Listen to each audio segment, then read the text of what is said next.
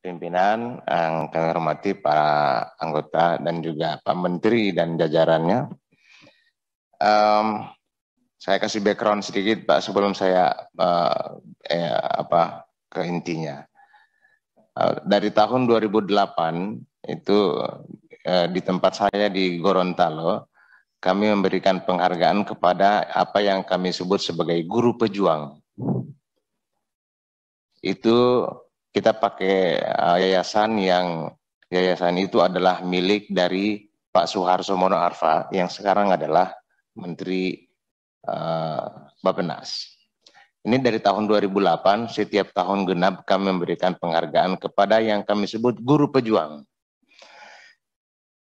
Banyak dari guru pejuang yang ada di Gorontalo itu yang menurut saya ini tidak terakomodir oleh sistem yang sedang dibangun oleh Kemendikbudristek sekarang. Contoh, ada guru-guru honorer yang pensiun sebagai guru honorer. Enggak ada pensiunnya pasti. Ada juga guru yang 17 tahun mengabdi dengan honor 20.000 per hari. Itu juga dikasih oleh orang tua dari murid-murid. Ada guru yang harus melewati hutan rimba belantara untuk tiba di satu kampung untuk mendidik anak-anaknya. 4 kilometer yang harus dia tempuh berjalan kaki bolak-balik setiap hari. Dan ada guru orang Jawa, guru di sana yang bahkan sampai tidak bisa menyekolahkan anaknya sendiri di SMA.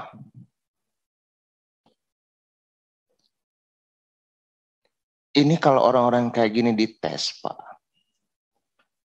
Seperti sarjana-sarjana baru yang baru lulus, 1 tahun, 2 tahun, baru 3 tahun mengajar.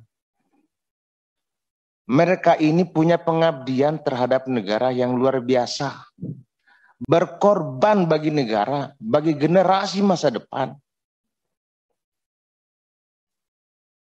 Ini terima kasih dari negara kepada mereka apa? Gitu. Dan kita balas hanya dengan sertifikasi pendidik, kita kasih afirmasi di sertifikasi pendidik. Usia, ini kan sangat material sekali nih Pak. Memang benar-benar kebendaan gitu, ada usia, disabilitas, guru honorer berapa tahun, sertifikasi pendidik, selesai. Rasa mereka mengabdi, mereka itu pahlawan bagi negara. Terima kasih negaranya apa kepada mereka? Puluhan tahun di daerah, mohon maaf ini saya agak baper Pak Menteri, karena Gorontalo itu adalah provinsi yang sekarang masih termasuk paling miskin di Indonesia. Bersama NTT punya Pak Andris, Papua, Maluku. Mereka inilah yang menjaga di sana Pak. Kami kalau resesi itu datang ke ujung-ujung sekolah itu. Ke ujung-ujung hutan. Di mana sekolah-sekolah darurat berdiri. Mereka mengajar di sana. Gitu. Ya, kami senang Pak Menteri ada ratusan ribu, 500.000 lebih yang akan di P3-kan Pak. Itu luar biasa Pak. Kami harus akui itu luar biasa. Tapi afirmasi untuk orang-orang ini perlu kita tambah Pak. Apakah orang yang ada di tempat-tempat terpencil itu ditambahkan dalam afirmasi?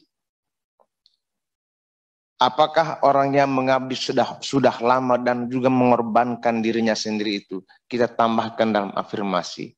Hal-hal yang kualitatif, hal-hal yang tidak bisa dihitung hanya dengan sekedar angka-angka. Taruhlah di afirmasi ini.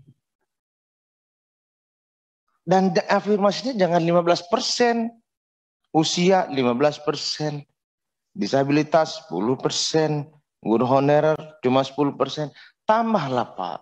Masa 10% sih? Itu sama aja dengan kagak ngaruh kalau waktu kita sekolah di SMA. Dapat nilai 10, dapat nilai 9, dapat nilai 7, bagi kita sama aja. Yang penting lulus. Gitu. Tapi kalau cuma 10% Pak, ini nggak ngaruh Pak. Nggak lulus Pak. Ya dibikin 60, 70 lah persen daripada ini semua penilaian ini. Dan kalau perlu seperti Pak Profesor Zohar bilang, nggak perlu dites orang-orang seperti itu. Terima kasih pimpinan. Ini hanyalah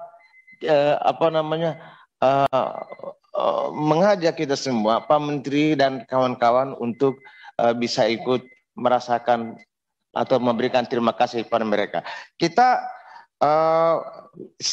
satu menit lagi pimpinan, soal yang Pak Menteri bilang bahwa itu afirmasi itu dan segala macam harus dikoordinasikan dengan dengan beberapa kementerian lain. Ini kan kita kan sama nih Kemendikbud dengan Komisi 10 untuk memperjuangkan ini, tapi harus dibicarakan dengan beberapa instansi lain, kan gitu Pak Menteri. Nah itu instansi yang mana dan Komisi 10 bertugas apa untuk menambah kekuatan untuk bernegosiasi dengan mereka. Supaya apa? Supaya visi Pak Menteri dan visi kita benar-benar terlaksana di lapangan dengan baik. Terima kasih.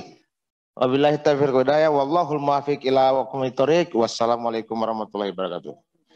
Lengkap Mas El Nino ini.